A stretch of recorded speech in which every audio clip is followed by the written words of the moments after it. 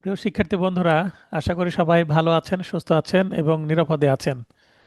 আজকে আমরা পেনাল কোডের দুইটা টপিক পড়ব। টপিক 5-এ আছে হার্ট অ্যান্ড গ্রিভিয়াস হার্ট। তাহলে হার্ট মানে আঘাত বা জখম করা, আর গ্রিভিয়াস হার্ট মানে হচ্ছে গুরুতর আঘাত বা গুরুতর জখম। এখানে প্রতিফলিত যে ধারা 319 থেকে শুরু এবং 338A, আমরা এমসিকিউ নোটে দেখেছি যে হার্ট যে টপিক, এই টপিক কিন্তু 319 থেকে শুরু হয়। 338-এ এটা 16 অধ্যায় এবং অফেন্স এগেনস্ট হিউম্যান বডি সংক্রান্ত। প্রথমে আছে দ্য পেনাল কোড 1860 অনুসারে গুরুতর আঘাতসমূহ বা মারাত্মক জখম সম্পর্কে লিখুন, মানে কোন আঘাতগুলোকে গুরুতর আঘাত বলা হয় এটা। তারপরে আঘাত এবং গুরুতর আঘাতের পার্থক্য, 326, 326A বা 326 ক ধারার মধ্যে মৌলিক পার্থক্য কি, এবং দুইটি প্রবলেমেটিক প্রশ্ন।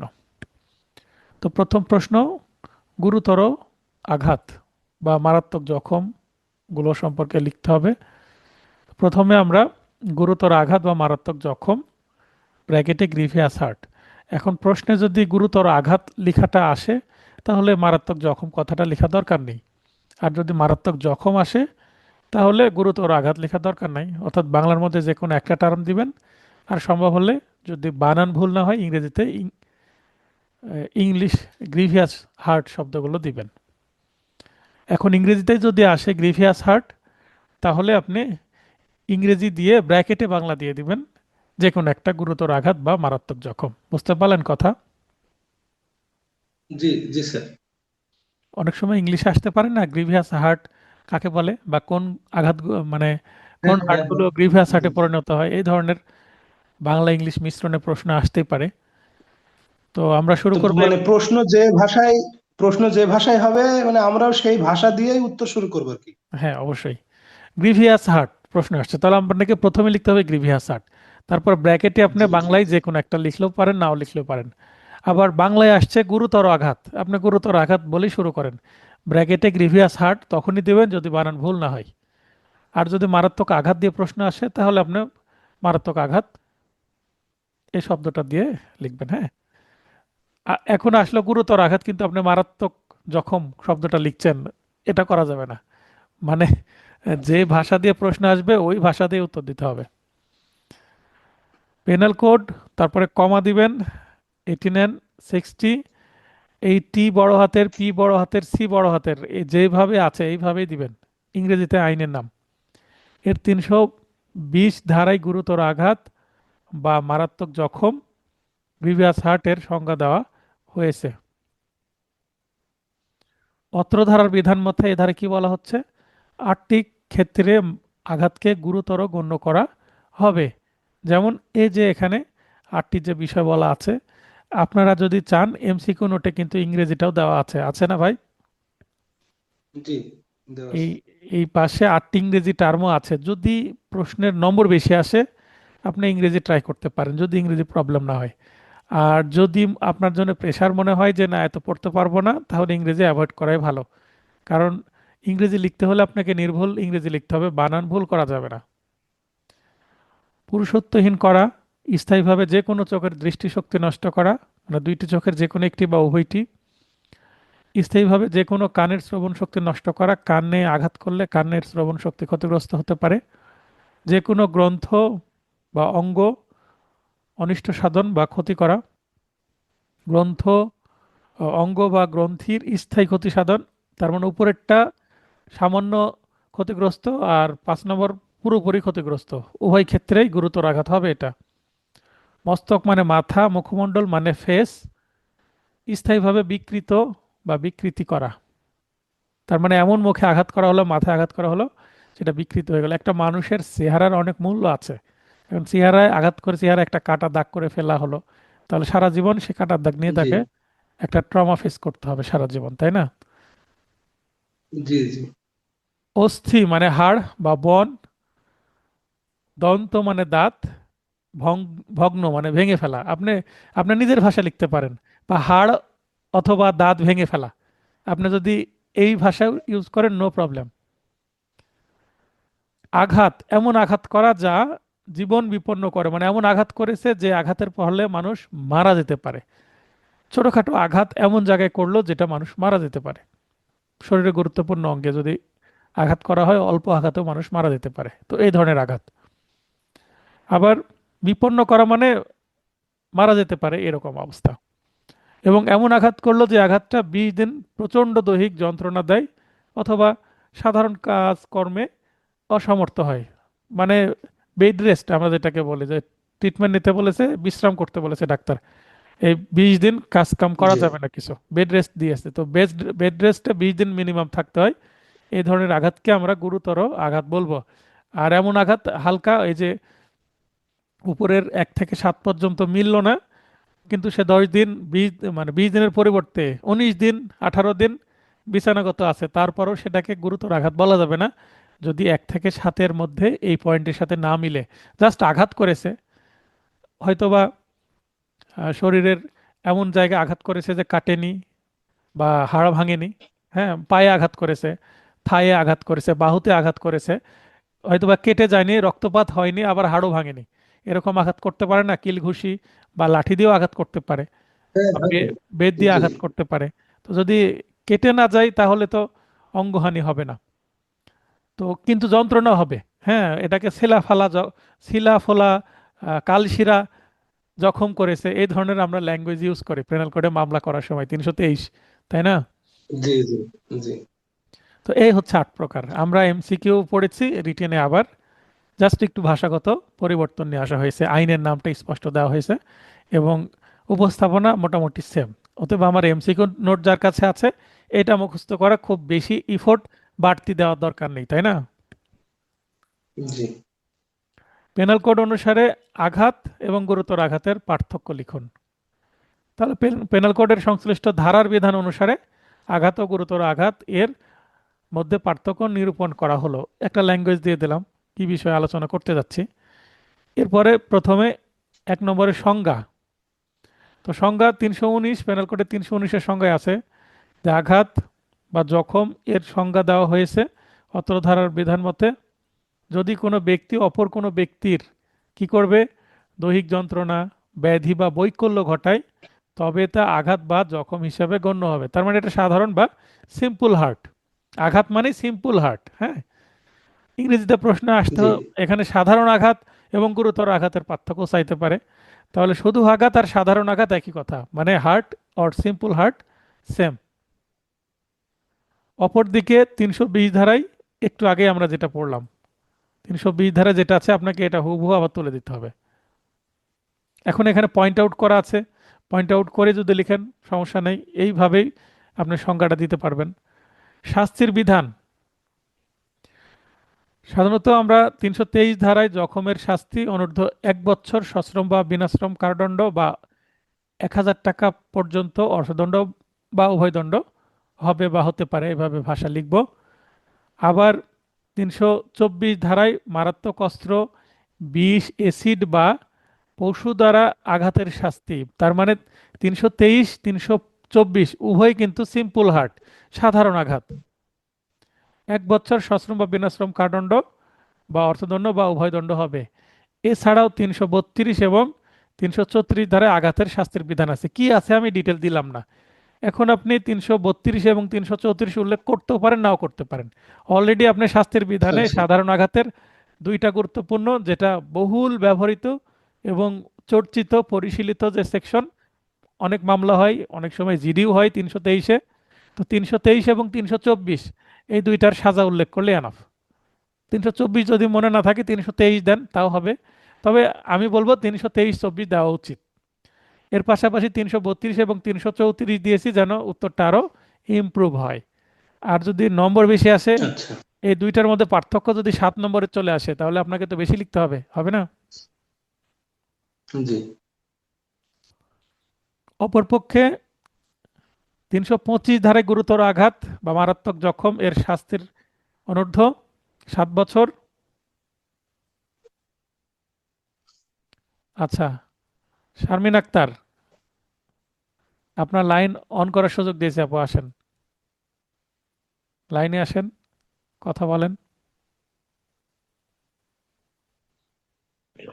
হ্যালো, শুনতে পাচ্ছেন? হ্যাঁ, আসসালামু আলাইকুম, শুনতে পাচ্ছি, বলেন। জি, জি স্যার। স্যার 324-এ তো 3 বছর দেখছি স্যার, কারাদণ্ড। হ্যাঁ, সরি, এটা কারেকশন করে নেন আপনারা, কারণ তিনশো জি, তেইশে তো 1 বছর। তাহলে ওই জি, সেম জি, জিনিস, সেম জিনিস দ্রুত টাইপ করার সময় কপি পেস্ট করেছি, এই জি, 3 জি, করতে ভুলে গেছি। জি আহ, স্যার। তাহলে আমি এখনই নোট করে নিই, নেক্সট নেক্সট রিভিশনে এটা কারেকশন হয়ে যাবে। জি স্যার। আচ্ছা। অসংখ্য ধন্যবাদ, আপনি লাইনে থাকেন। জি স্যার। এইটা কামরুজ্জামান ভাই ধরতে পারেননি? না স্যার, এটা ধরা হয়নি স্যার। 44। আমি ওটা পড়ার সময় দেখছি স্যার, যে আমার তো গতবার পড়া আছে 3 বছর, তো দেখছি যে এটা আপনার তিনশো বোধহয় ভুল চব্বিশে হয়েছে স্যার। সেটা জি, আমারও নলেজে আসেনি। আচ্ছা, অসংখ্য জি, ধন্যবাদ, জি, লাইনে থাকেন আপনি, জি কোনো স্যার। সমস্যা হলে। Okay sir. জি, জি, তাহলে 325-এ 7 বছর, এটা ঠিক আছে। আর তিনশো জি, ছাব্বিশে হচ্ছে 10 বছর, এটাও ঠিক আছে। এই দুইটাই হচ্ছে গুরুতর আঘাত বা গ্রিভিয়াস হার্টের সংজ্ঞা, মানে শাস্তি। এছাড়াও তিনশো জি, ছাব্বিশে 329, 331, 335 এবং 338 সহ আরো কয়েকটি ধারায় গুরুতর আঘাতের শাস্তির বিধান আছে। এই যে শেষের লাইনটা একটু ওভার স্মার্টনেস দেখানোর মতন, যে আমি একটু অতিরিক্ত তথ্য জানি, এটা বোঝানোর জন্য।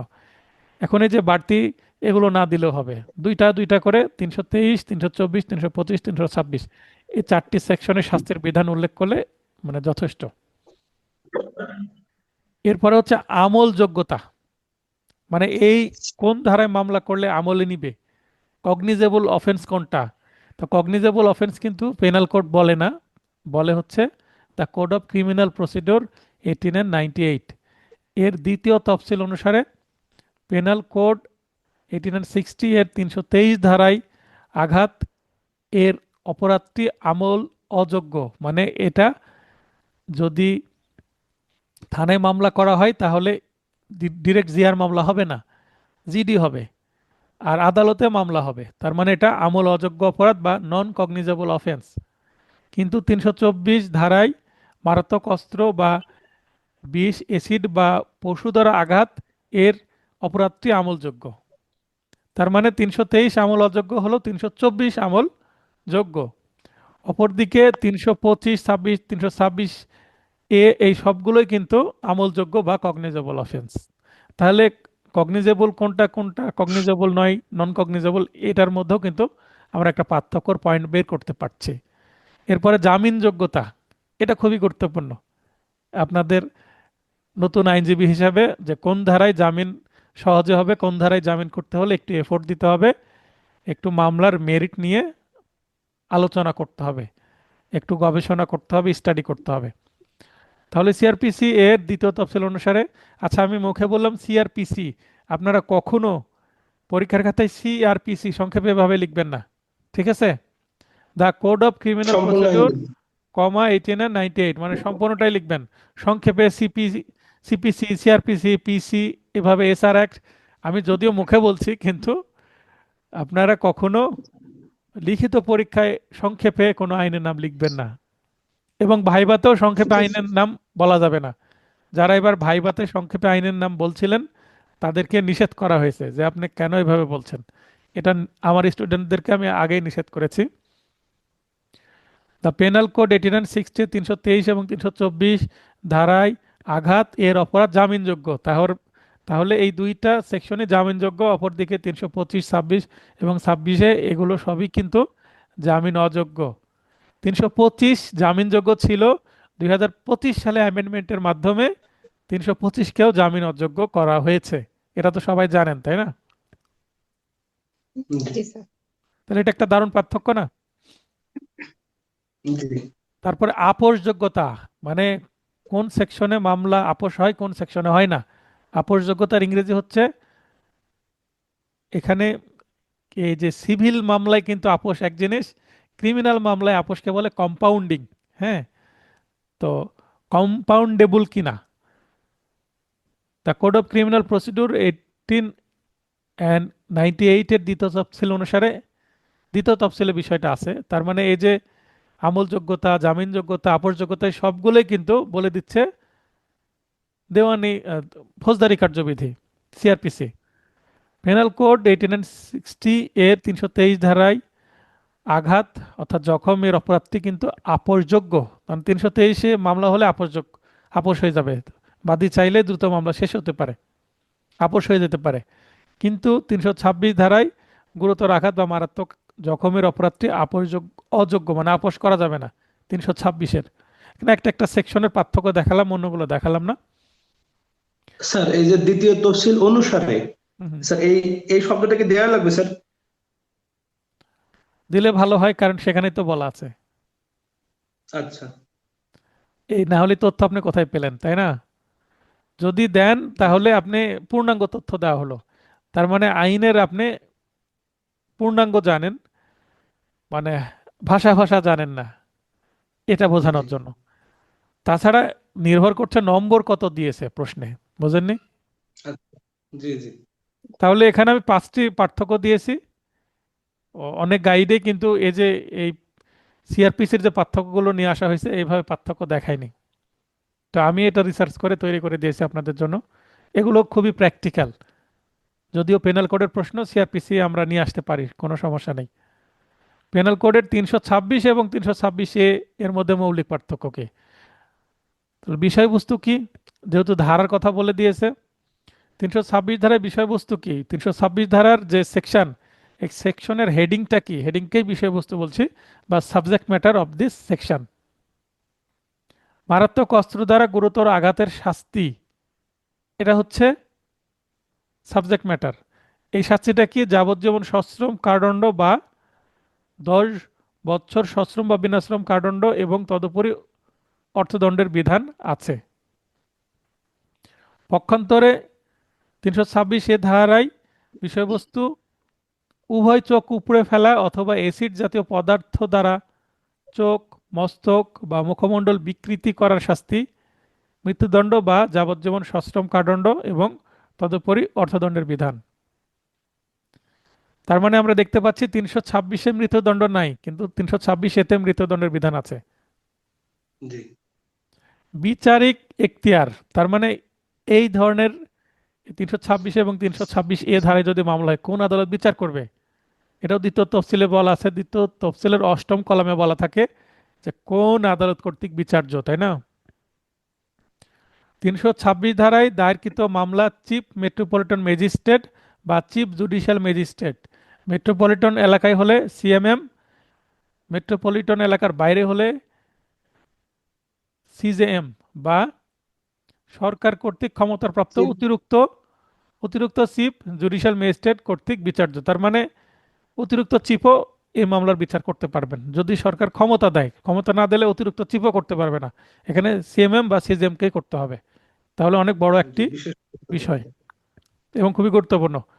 অনেক সময় শিক্ষানবিশরা দেখবেন যে যারা ওই নতুন কাজে যান কোর্টে, ডেট নিয়ে আসতে হয়, অনেক মামলা বদলি হয়ে যায়, বদলি হয়ে যে লক্ষ্য করবেন যে এগুলো কোন আদালতে যাচ্ছে, তাহলে আপনারা এই বিষয়গুলো বুঝতে পারবেন। পক্ষান্তরে পেনাল কোড এর 326A ধারায় দায়েরকৃত মামলা দায়রা জজ কর্তৃক বিচার্য। তার মানে এটা ম্যাজিস্ট্রেট কোর্টে, যদি জিআর মামলা হোক আর সিআর মামলা হোক, ম্যাজিস্ট্রেট কোর্টে এইটা আমলি আদালত হিসাবে চলবে। জিআর হলে পুলিশ ফাইল থেকে এটা বদলি হওয়ার পরে চলে যাবে কোথায়, ড্রেসপাস শাখা থেকে দায়রা। সরাসরি দায়রাতে চলে যাবে। দায়রা। দায়রা জজ এটা প্রথমে কগনিজেন্সে নেবেন, আমলে নেবেন, নেওয়ার পরে নতুন আর একটা দায়রা নাম্বার পড়বে, যদিও সিআর বা জিআর থেকে উদ্ভব, পরে নতুন একটা এসসি বা সেশন কেস নাম্বার বা দায়রা নাম্বার পড়বে, এবং এই দায়রা নম্বরের আলোকে আবার নতুন করে বদলি জামিন নিতে হয়। বাস্তবে যদিও বদলি জামিনের কোনো, মানে আইনে বদলি জামিনের কোনো বিধান নাই, কিন্তু এটা একটা প্র্যাকটিস হয়ে আছে যে বদলি জামিন নিতে হবে। আচ্ছা, বদলি জামিন নেওয়া হলো, তারপরে দায়রা আদালত চাইলে ওই মামলাটা নিজেই বিচার করতে পারেন, অথবা দায়রা জজের হেল্পিং হ্যান্ড আছেন কি, অতিরিক্ত দায়রা জজ এবং যুগ্ম দায়রা জজ, তাই না? জি তাহলে দায়রা জজ বলতে 3 প্রকার দায়রা জজকেই বোঝাচ্ছে: যুগ্ম, অতিরিক্ত এবং দায়রা নিজেই। যে কোনোটাতে জি এই দায়রা জজ বিচার মানে করিয়ে নিতে পারেন বা নিজে করতে পারেন। তার মানে যদি অতিরিক্ত বা যুগ্মতে যায় আবার বদলি হবে, তারপরে সেখানে যে বিচার হবে। যেহেতু বড় মামলা, 326-এ মৃত্যুদণ্ড যেহেতু আছে, যেখানে মৃত্যুদণ্ড জি দেওয়ার বিধান আছে, সেখানে কি আহ, মানে কোনো ম্যাজিস্ট্রেট কি এটা মৃত্যুদণ্ড দিতে পারে? আমরা না সিআরপিসি না অনুসারে কি জানি, 32 ধারায় ম্যাজিস্ট্রেট মৃত্যুদণ্ড দিতে পারে না, সর্বোচ্চ 10 বছর, ফার্স্ট ক্লাস ম্যাজিস্ট্রেট হলো, তাই না? জি এই কারণে যেহেতু মৃত্যুদণ্ড আছে, তাই এটা দিতে হবে কাকে? দায়রাতে। আমরা কলামেও সেটা দেখেছি, তফসিলে। তো এটা একটা গুরুত্বপূর্ণ কিন্তু আমার কাছে মানে এই মুহূর্তে একটা বিষয় মনে পড়ছে, আমি যখন শিক্ষানবিশ ছিলাম, তো মামলার ডেট নিয়ে আসতে গিয়ে দেখছি একটা মাদকের মামলা, মানে সেটা 500 গ্রাম পাউডার, সাদা পাউডারের মামলা, বুঝতে পারছেন কি? তো এই জি মামলাটা, আচ্ছা একজন হাত উত্তোলন করেছেন, আরিফ ভাই।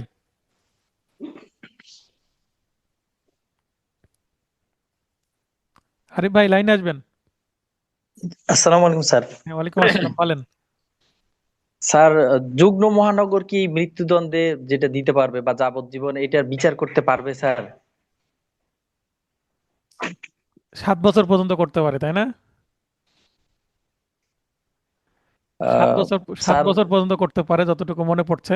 সাত তাহলে আর ওই যে স্যার ওই যে ইয়ে করলে দ্বিগুণ দ্বিগুণ ইয়ে দিলে সেটা কি 14-তে যাবে স্যার, দ্বিগুণ হয়ে? এখানে যদি একাধিক সেকশন থাকে সেক্ষেত্রে দেয়, কিন্তু তারপরেও তার যে জি স্যার। সর্বোচ্চ দেওয়ার সে বিধান উপরে যাবে না। হ্যাঁ, তাহলে একটা দারুণ জায়গা ধরেছেন যে এই মামলা জি দায়রা স্যার। এবং অতিরিক্ত দায়রা বলতে তিনটা দায়রাকে বোঝায়, যুগ্ম, অতিরিক্ত এবং জি দায়রা। স্যার। কিন্তু এই 326 কোথায় যেতে পারবে না? যুগ্ম দায়রাতে যেতে পারবে না, কারণ যুগ্মতে ওনার যাবে, জি জি স্যার, জি ওনার স্যার। মৃত্যুদণ্ড দেওয়ার তো ক্ষমতাই নাই। দারুণ পয়েন্ট ধরেছেন, ক্ষমতা নেই ধন্যবাদ স্যার। ভাই, অসংখ্য ধন্যবাদ। জি স্যার। এখন আপনি কি লিখবেন তাহলে? দায়রা জজ এবং অতিরিক্ত দায়রা জজ এটা লিখবেন? শুধু দায়রা জজ লিখলেও এনাফ, কোনো সমস্যা নেই, কারণ আপনার অষ্টম কলমে এতটুকুই লেখা আছে, তাই না? এইভাবে আপনারা এই যে ছোটখাটো মিস্টেক আমার ফ্লোতে চলে আসছে, হ্যাঁ, এগুলো একটু বোঝার চেষ্টা করেন। খুব চমৎকার, যেমন শারমিন আপা, তারপরে আরিফুল ভাই খুব চমৎকার ফিডব্যাক দিলেন। এভাবে ফিডব্যাক দিলে আপনাদের জানাশোনা বোঝাটা আপনারা বোঝার চেষ্টা করছেন, এটা আমি বুঝতে পারবো। আমাকে ক্লাসের সময় আরো সতর্ক হতে হবে। আমি আসলে গতকালকে ক্লাসেও এবং আজকেও মোটামুটি ঘুম কম হয়েছে আমার, তারপর কোর্ট থেকে এসেও রেস্ট নিতে পারিনি। মানে কিছু বিষয় চলছে, বিশেষ করে বার কাউন্সিলের গাফলতির কারণে শিক্ষানবিশদের অনেক বড় ক্ষতির সম্মুখীন তারা হয়ে যাচ্ছে। এটা নিয়ে আমি ভিডিও করার পরিকল্পনা করছি, রিসার্চ করছি, মানে মানসিকভাবে খুব একটা ভালো নাই, গতকালকের ক্লাসে আপনারা দেখেছেন। তো দেখা যাক, আপনাদের যারা আগে অ্যাডভোকেট হচ্ছেন ওনাদের রেজাল্ট না হলে তো আপনাদের পরীক্ষা হবে না, অতএব আপনাদের স্বার্থেও তাদের রেজাল্ট হওয়া দরকার, তাই না? স্যার, বলেন। এই আরিফ ভাই যে ফিডব্যাক দিলেন এইটা আর একটু বুঝবো স্যার, যদি সংক্ষেপে আর একটু বলতেন। আরিফ ভাই ফিডব্যাক দিচ্ছে যে 326-এ যুগ্ম দায়রা জজে যেতে পারে না। কিভাবে যুগ্ম দায়রা জজে যেতে পারে না? কারণ 326-এ তো মৃত্যুদণ্ডের বিধান আছে, আর যুগ্ম দায়রা জি জজ তো মৃত্যুদণ্ড দিতে পারেন না। ওনার হচ্ছে এই বক্তব্য। সর্বোচ্চ 7 বছর। হ্যাঁ, তাহলে আচ্ছা অতিরিক্ত দায়রা জজ এবং দায়রা জজই শুধুমাত্র দিবেন। বুঝতে আচ্ছা পেরেছেন? ঠিক আছে। ওনার হচ্ছে জি ফিডব্যাকটা জি আরো জি ক্ল্যারিফাই করে দিল বিষয়টা। মানে আমি ওই যে ফ্লোতে বলে ঠিক ফেলেছি আছে। দায়রা জজ বলতে 3 প্রকার দায়রা জজকে বোঝাই। তাহলে হ্যাঁ হ্যাঁ হ্যাঁ দায়রা ঠিক জজ আছে। চাইলে অতিরিক্ত এবং যুগ্মতেও দিতে পারেন। এই যে যুগ্মতেও দিতে পারেন, এই কথাটা আমার কি হয়ে গেছে, ভুল হয়ে গেছে। এবং অষ্টম যুগ্ম কলমে যুগ্ম ক্ল্যারিফাই ওইটা করা নাই ভুল। কিন্তু, শুধু দায়রা জজই বলা আছে। কারণ দায়রা জজ তো নিজেও জানেন যে এটা নিজেকে করতে হবে অথবা অতিরিক্ত দায়রা জজকে দিয়ে করাতে হবে, যুগ্মতে যাবে না। দায়রা জজ প্লাস যে অতিরিক্ত দায়রা জজ। হ্যাঁ, আপনার শুধু দায়রা জজ লিখলেও সমস্যা নেই। আপনার যদি দায়রা জি জজ ও জি জি অতিরিক্ত দায়রা জজ লিখেন তাও ভালো হবে, আরো ক্ল্যারিফাই হবে। পেনাল কোডের 326 ধারার বিধানটি কত সালে, এটা সংযোজন, মানে এই ধারাটি কত সালে জন্ম হয়েছে বা পেনাল কোডে যুক্ত হয়েছে, সংযোজন হয়েছে? 1860 সাল হতেই বিধিবদ্ধ, মানে এটা জন্ম সূচনা লগ্ন থেকেই 326 ধারা ছিল। কিন্তু 326 ধারার বিধানটি 1984 সালে সংশোধনের মাধ্যমে সংশোধন করা হয়েছে। তাহলে দেখেন মৌলিক পার্থক্য বলেছে, তারপর আমি 3টা পয়েন্ট নিয়ে আসার চেষ্টা করেছি, এবং শেষের পয়েন্টটাও কিন্তু অনেক গুরুত্বপূর্ণ, তাই না? এবং না এটা তো এখন জানলাম স্যার, এই আজের আগে তো জানতাম না এটা। না, এবং এই 3 নম্বর পয়েন্টটা বাংলাদেশের কোনো গাইডেই নাই, শুধুমাত্র আমার এই নোটে আছে, আমার দেখা। মানে প্রচলিত যে গাইডগুলো আছে, এখন আমার না জানার বাইরেও তো থাকতে পারে, আমার এভাবে বলা উচিত না যে কোনো গাইডেই নাই। তো আমার দেখা প্রচলিত যে ফেমাস জনপ্রিয় গাইডগুলোতে নাই। কারণ আমি যতটা ডিপে যে রিসার্চ করি, এই রিসার্চ হয়তোবা অনেকে করছেন না, বা করলেও হয়তোবা সংযোজন করছেন না, প্রয়োজন মনে করছেন না। তাহলে আমরা 3টি প্রশ্ন পড়লাম থিওরিটিক্যাল। এরপরে আমরা প্রবলেমেটিক প্রশ্ন পড়ব। এল এর চেহারা চিরতরে বিকৃত করার অভিপ্রায়ে, অভিপ্রায়ের ইংরেজি কি? ইন্টেনশন। ইন্টেনশন থাকলে অপরাধ হয়, বা তা হতে পারে জেনে, মানে তার চেহারা খারাপ করে দেব, এমন কাজ করব, এই ধরনের একটা ইন্টেনশন আছে। কে নিজেই এল কে ঘুষি মারে, তাহলে কে হচ্ছে এখানে অপরাধী, এল হচ্ছে ভিকটিম। কিন্তু এতে তার মুখমণ্ডল চিরতরে বিকৃত হয়নি, তবে এর ফলে এলকে 20 দিন তীব্র দৈহিক যন্ত্রণায় ভুগতে হয়েছে। তার মানে মুখে ঘুষি লাগার কারণে মুখ বিকৃত হয়নি, ঠিক আছে, তো একটু হয়তো বা কালো হয়েছে, ফুলে গেছে, ভিতরে রক্ত জমে গেছে, এবং তাকে 20 দিন কি মুখের যন্ত্রণা, হয়তো বা খেতে পারছে না, কথা বলতে পারছে না। খেতে কথা বলতে জি গেলে ওই মুখে টান, স্কিনে টান লাগছে, তখন মাংসপেশিতে চাপ লাগার কারণে ব্যথা লাগছে, তাই না? জি তাহলে কে কি ধরনের জখম করেছে এটা তো বোঝা যাচ্ছে, 20 দিন আছে মানে এটা 320 অনুসারে গুরুতর, তাই না? জি গ্রিভিয়াস হার্ট, জি গ্রিভিয়াস। আর তাহলে ঘটনা, ঘটনা প্রশ্ন থেকে আমরা পাবো, বিচার্য বিষয় প্রশ্নতেই আছে। এবার প্রাসঙ্গিক আইন 320-এ প্রাসঙ্গিক আইনে যে 8টি ক্ষেত্র আছে, এই 8টি ক্ষেত্র আমাকে দিয়ে দিতে হবে প্রথম প্রশ্ন থেকে হুবহু। এরপর আমরা সিদ্ধান্ত, সিদ্ধান্ত এসে আলোচ্য ঘটনায় কে নিজেই এলকে ঘুষি মারার ফলে এলকে 20 দিন তীব্র দৈহিক যন্ত্রণায় ভুগতে হয়েছে। দেখেন ল্যাঙ্গুয়েজে পরিবর্তন আছে না এই মুহূর্তে? সিদ্ধান্তের মধ্যে যে জি ল্যাঙ্গুয়েজটা দিচ্ছে একটা, এই ল্যাঙ্গুয়েজে কিছুটা পরিবর্তন আছে, মানে নিজস্ব একটা টাচ দেওয়া আছে, ক্রিয়েটিভিটি দেখানোর চেষ্টা করা হয়েছে। তো আমি চাই যে এই ধরনের ল্যাঙ্গুয়েজ আপনারা নিজেরা সৃষ্টি করেন আমার পরীক্ষায়। আমি কালকে আপনাদের খাতা দেখবো, এমসিকিউ রেজাল্ট দিয়ে দেবো, এবং রিটেন রেজাল্ট দেওয়ারও পরিকল্পনা আছে আগামীকালকেই। সুতরাং দ্য পেনাল কোড এর 320 ধারার বিধান মতে কে গুরুতর আঘাত প্রদানের জন্য অভিযুক্ত হবে? এক্ষেত্রে পেনাল কোডের 325 ধারায় তার অনূর্ধ্ব 7 বছর, এই যে 325-এ 7 বছরের কথা বলা হয়েছে, সেটা আবার এখানে আমি উল্লেখ করে দিলাম। ও সেই সাথে অর্থদণ্ড, মানে এখানে ও দেওয়া আছে, তার মানে প্লাস, এমসিকিউ নোটে প্লাস অর্থদণ্ড, তাই না? জি তাহলে এভাবে এদের শেষে যে সিদ্ধান্ত, এতটুকুই আসলে উত্তর। হ্যাঁ, এতটুকুই উত্তর। কেউ যদি মনে করেন সময় কম, হ্যাস্টি ওয়েতে লিখবেন, জাস্ট শেষের 3 লাইন লিখে দিলেই 5-এ অন্তত 3 পাবেন। সেকশন ভুল করা যাবে না, আইনের নাম ভুল করা যাবে না। জেড নামক পুলিশের আইনসঙ্গত হেফাজত থেকে, তাহলে জেড হচ্ছে একজন পুলিশ কর্মচারী বা কর্মকর্তা, যাই হোক, জেড নামক এক পুলিশ ভাইয়ের কাছ থেকে কি করছে? এক্স ওয়াইকে উদ্ধার করতে গিয়ে জেড কে গুরুতর আঘাত করে। তাহলে জেড এখানে পুলিশ, আর এক্স হচ্ছে একজন সন্ত্রাসী প্রকৃতির ব্যক্তি, আর ওয়াই হচ্ছে অলরেডি অপরাধী, সে, তাকে পুলিশ কি করেছে? অ্যারেস্ট করেছে, তাই না? জি তাহলে জেড হচ্ছে ওয়াইকে অ্যারেস্ট করে নিয়ে যাচ্ছে, বা থানায় আছে, বা গাড়িতে আছে, বা হাত ধরে নিয়ে যাচ্ছে, বা কোর্টে নিয়ে আসছে, কোর্ট থেকে নিয়ে যাচ্ছে, যেখানে হোক না কেন, তার মানে এখানে ওয়াই ইজ আন্ডার জেড, মানে ওয়াই এখানে জেড এর আন্ডারে আছে, কাস্টডিতে আছে। সেখানে কাস্টডিতে থাকা মানে, পুলিশ হেফাজতে থাকা মানে পুলিশের নিয়ন্ত্রণে থাকা। সেটা পুলিশ হয়তো বা দড়ি দিয়ে বেঁধে নিয়ে যাচ্ছে, বা হ্যান্ডকাপ পরিয়ে নিয়ে যাচ্ছে, বা গাড়িতে করে নিয়ে যাচ্ছে, বা থানায় আছে, বা কোর্ট রুমের ভিতরে আছে, যাই হোক না কেন, কোনো না কোনো পুলিশের আন্ডারে আছে, যিনি হচ্ছেন জেড। তাহলে পেনাল কোড অনুসারে অপরাধ চিহ্নিত করে বৈশিষ্ট্য সমূহ লিখুন। এখানে 324, 25, 26 এগুলোতে নাই, এগুলো একটু পরের দিকে আছে। এই কারণে আমি বলেছি 38 পর্যন্ত আমাদের পড়তে হবে, তাই না? এখানে 333-এ বিষয়টা আছে। সরকারি কর্মচারীকে তার কর্তব্য পালনে বাধাদান করার উদ্দেশ্যে গুরুতর আঘাত করলে অনূর্ধ্ব 10 বছর বা সশ্রম বা বিনাশ্রম ও অর্থদণ্ড বলা আছে এখানে। এখানে গুরুতর আঘাতের কথা বলা আছে না প্রশ্নে? দেখেন জি এখানে গুরুতর আঘাত বলেছে। 333-এও কিন্তু গুরুতর আঘাত, তার মানে 333-কে টার্গেট করে এই প্রশ্নটা করা হয়েছে। এখন এখানে আপনি যদি 326 দিয়ে উত্তর দেন তাহলে কি হবে? না না, কারণ 326-এ তো সরকারি কর্মচারী নেই। না, এখানে তার মানে গুরুতর আঘাত কিন্তু স্পেশাল কেস এখানে। পুলিশের ওপর অ্যাকশন, তার মানে এখানে শাস্তির বিধানটা দেখেন বেশি, 10 বছর। জেড পুলিশ থেকে ভিকটিম হয়ে গেছে। হ্যাঁ, পুলিশ থেকে ভিকটিম হয়ে গেছে। তো সেও তো মানুষ। আমরা জি মানে বর্তমানে দেশে যেরকম দেখছি একজন র্যাব কর্মকর্তা মারা গেলেন, খুবই দুঃখজনক বিষয়। জি জি জি গতকাল। তো আলোচ্য ঘটনায় জেড নামক পুলিশের আইনসঙ্গত হেফাজত থেকে ওয়াই ওয়াইকে উদ্ধার করতে গিয়ে জেডকে গুরুতর আঘাত করাই, তার মানে এখানে করে থেকে করাই দিলাম, ভাষা একটু পরিবর্তন করে। এক্স জি 333 ধারার অধীন দণ্ডনীয় অপরাধ করেছে। এখন এখানে আবার তাহলে এতটুকু প্রশ্নের উত্তর হয়ে গেল, কিন্তু আবার শেষে কি বলছে? অপরাধ চিহ্নিত করে বৈশিষ্ট্য সমূহ লিখুন। তাহলে চিহ্নিত করলাম অপরাধ, মানে এতটুকুতে আমি কি করলাম? চিহ্নিত করলাম। এখন বৈশিষ্ট্য আবার লিখতে হবে, তার মানে এখানে জিজ্ঞাসিত বিষয় কিন্তু দুইটা, একটা হচ্ছে চিহ্নিত করা, আর একটা হচ্ছে বৈশিষ্ট্যও লিখতে হবে, তাই না? জি তাহলে অপরাধ চিহ্নিত করলাম 333 ধারার, এবার অপরাধের বৈশিষ্ট্য লিখতে হবে।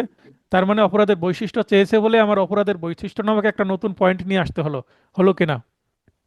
জি এক ভিকটিম সরকারি কর্মকর্তা বা কর্মচারী হতে হবে 333 ধারায় হতে হলে এই অপরাধের। গুরুতর আঘাতটি ইচ্ছাকৃতভাবে প্রদত্ত হতে হবে, ইচ্ছাকৃত আঘাত ছাড়া এটা জেনারেল এক্সেপশনস এর মধ্যে চলে যেতে পারে, তাই না? জি আইনানুগ কর্তব্য পালনকালে ঘটনাটি ঘটতে হবে, তার মানে পুলিশ তার ডিউটি অনুসারে যদি করে সেক্ষেত্রে। এখন পুলিশ যদি কোনো ডিউটিতে নাই, সিভিল ড্রেসে আছে এবং ছুটিতে সে বাড়ি। শ্বশুর বাড়ি বেড়াতে গেছে, যে যদি কারোর সাথে ঝামেলায় জড়িয়ে পড়ে পুলিশ না মানুষ হিসাবে, তখন তো সে পুলিশ জি না, সাধারণ পাবলিক। তখন সে যদি কারোর সাথে ঝামেলায় জড়িয়ে পড়ে মার খায়, তাহলে 326, 323, 24, 25 এগুলো আসবে, তাই না? জি তাহলে পুলিশ অন ডিউটি ভিকটিম হতে হবে, এটা হচ্ছে কথা। আইনানুগ কর্তব্য পালনে বাধা দেওয়ার অভিপ্রায়ে গুরুতর আঘাতটি প্রদত্ত হতে হবে। তার মানে একই কথা ঘুরিয়ে পেঁচিয়ে 4টা পয়েন্ট করা হয়েছে বৈশিষ্ট্য দেখানোর জন্য। বুঝতে পেরেছেন? জি 333 ধারার অপরাধ হতে হলে এই বৈশিষ্ট্য ফিল আপ করতে হবে, 333 ধারার মধ্যেই আছে এই কথাগুলো। এগুলোকে একটু গুছিয়ে বুদ্ধি দিয়ে 4টা পয়েন্ট তৈরি করে আপনাদের সামনে উপস্থাপন করেছে, দ্যাটস অল। তাহলে আঘাত, গুরুতর আঘাত নিয়ে এর বাইরেও প্রশ্ন আসতে পারে, কেমন? ওই যে অন্যান্য সেকশনগুলো আছে এমসিকিউ এর, ঠিক আছে? তো সেগুলো আপনারা একটু দেখে নেবেন, তাহলে প্রশ্ন যদি আসে প্রবলেমেটিক প্রবলেমেটিক তাহলে উত্তর করতে পারবেন। তবে হ্যাঁ, এই যে এখানে প্রবলেমেটিক যে প্রশ্নগুলো আছে, এই এই প্রবলেমেটিক প্রশ্নও আবার কি ভাষা পরিবর্তন করে আসতে পারে, নাম পরিবর্তন করে আসতে পারে। হ্যাঁ আরিফ ভাই, ভালো লাগছে আজকে আপনারা রেসপন্স করছেন। স্যার আমি তো প্রিলি আপনার কাছে পড়া হয়নি স্যার, এটা আমার আমার ব্যক্তিগত চাওয়া। হয়তো বা আরো যারা বিজ্ঞজন আছেন তারা জানেন, আমার আমার নিজের অজ্ঞতার জন্য এটা আপনার কাছে চাওয়া স্যার। সেটা হলো এই যে এগুলো পড়াচ্ছেন স্যার, সেকশন গুলো শুরু হয়েছে 320 থেকে বা 319 থেকে।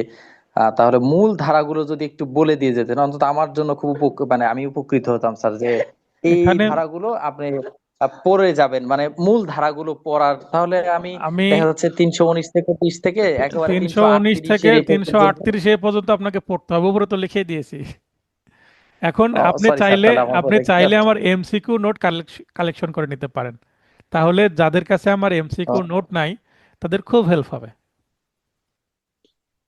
জি স্যার, জি স্যার। কারণ পাশাপাশি এটা আছে যেগুলো বর্ণনামূলক প্রশ্ন, এমসিকিউ নোটেও হুবহু আছে, হ্যাঁ।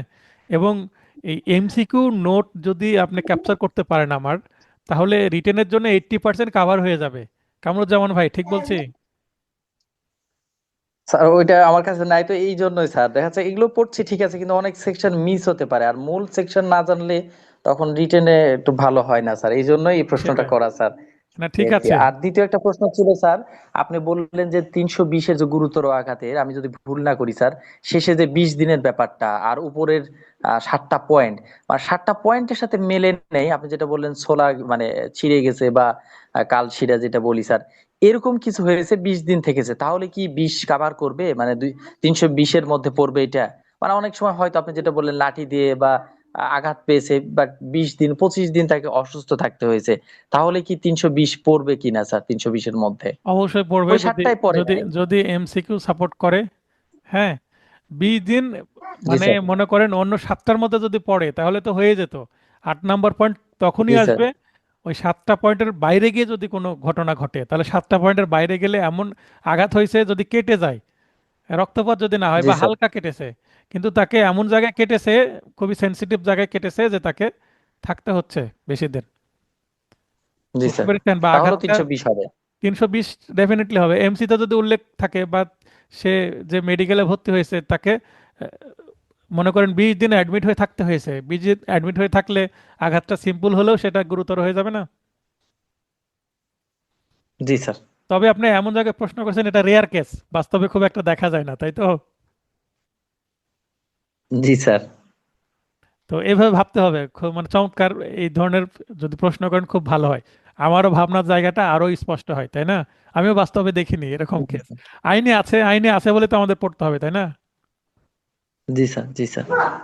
ঠিক প্রিলির আছে। নোটটা তাহলে নিতে হবে স্যার, ওই হ্যাঁ, নোটটা আমার কাছে তো নাই তো। মেসেজ করেন, ক্লাস শেষে মেসেজ করেন, প্রিন্ট নোট কিভাবে পাবেন সেটা বলে দেবো, ঠিক আছে? জি জি স্যার, থ্যাংক ইউ স্যার। আচ্ছা।